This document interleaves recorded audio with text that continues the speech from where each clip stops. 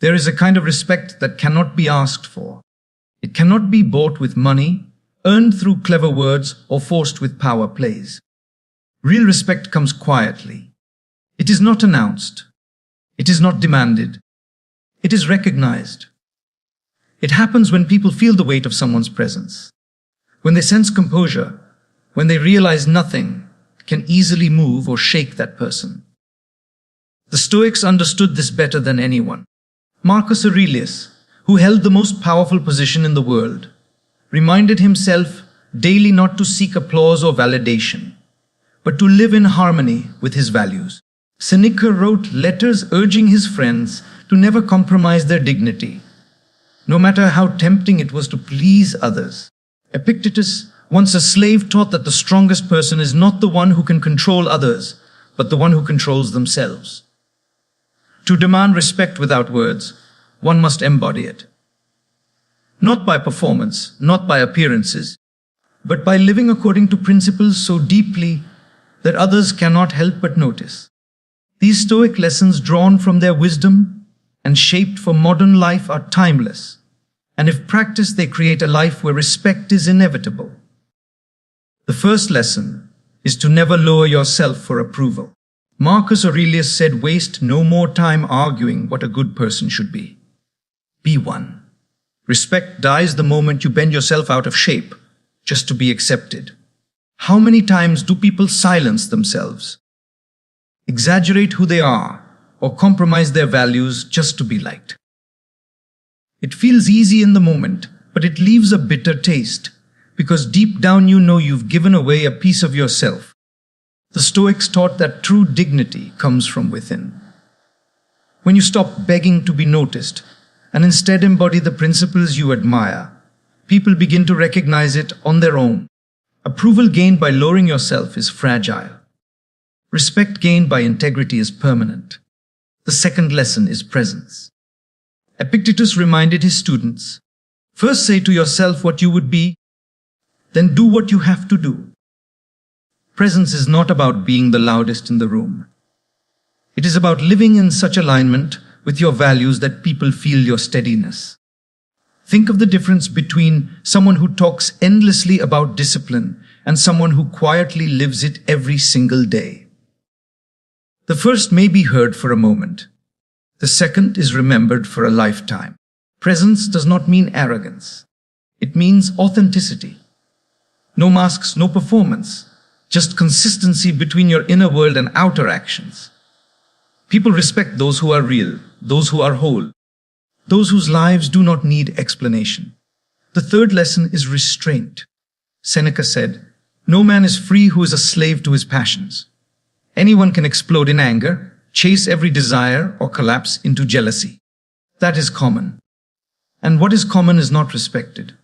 What is rare is composure. The ability to remain calm when provoked, to choose patience when insulted, to think clearly when everyone else loses control. Modern psychology affirms what the Stoics already knew. Emotional regulation builds trust and commands respect. When people see that you are not easily thrown off course, that you can handle stress without breaking, they see strength. And strength, when silent, is unforgettable. The fourth lesson is detachment from outcomes. Epictetus warned, "If you wish to improve, be content to appear foolish and stupid." Too many people shape their entire lives around opinion. They obsess over what others think, seek constant validation, and fear rejection like death. But the one who can stand firm, even when mocked, the one who continues their path, even when misunderstood, that person earns respect. The paradox is simple. The less you need to be respected, the more respect you draw. Detachment is not indifference. It is freedom. Freedom from the chains of other people's judgments. When people see that you cannot be controlled by their opinions, they begin to respect you deeply because they wish they had the same freedom. The fifth lesson is to lead through example, not words. Seneca wrote, "Long is the road through precepts, short and effective through examples." Anyone can give advice. Anyone can lecture on how others should live, but few actually live what they preach. The Stoics demanded self-mastery, not for applause, but because living with integrity was its own reward. And when others saw that consistency, respect followed naturally. You don't need to tell people you're disciplined if your actions show it. You don't need to declare you are honest if your choices prove it. Words fade, but a life lived with principle endures. Respect cannot be demanded. It must be embodied. It is not won by noise, but by presence. It is built by refusing to lower yourself, by carrying alignment between who you are and how you live, by practicing restraint when others collapse into chaos, by detaching from outcomes you cannot control, and by leading with quiet example.